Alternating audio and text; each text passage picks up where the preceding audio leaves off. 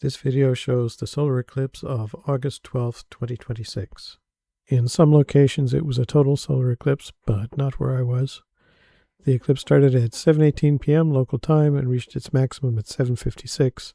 That's about the range that this video covers. Sunset was at 8:04 p.m., but trees blocked my view of the sun a few minutes before that time. So the video covers about 40 minutes, but watching an eclipse for that long would not be an interesting video. So I've chopped it down to about 4.5 minutes. Do you want to see a bit of my location? I'll show you anyway. And you'll see me putting my mylar filter over the camera lens. It's interesting to see how the sun comes into focus through the filter. When I say filter, this is not a proper camera filter.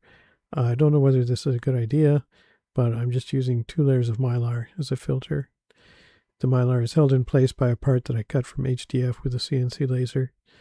When I say mylar, I'm not sure that's the right term.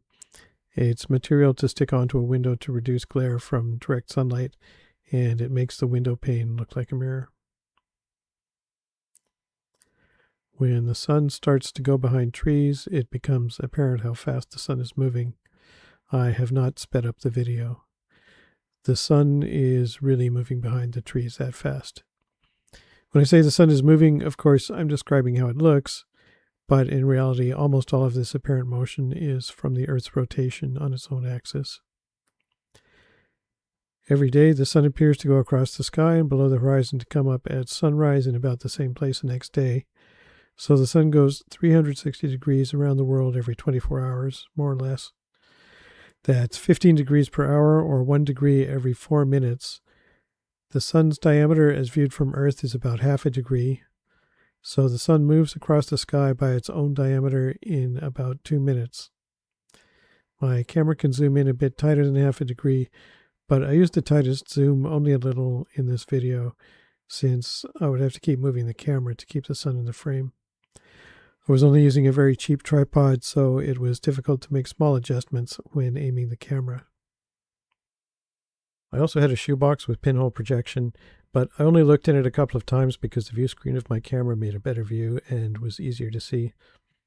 I thought I should make some video of the shoebox projector, but it would have been awkward to do, and I'm not sure I could have successfully made video that would really show anything, so I decided not to risk wasting time on that.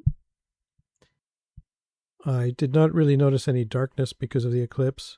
Of course, it must have been darker because of the eclipse, but it didn't really seem any darker than it would be normally around sunset.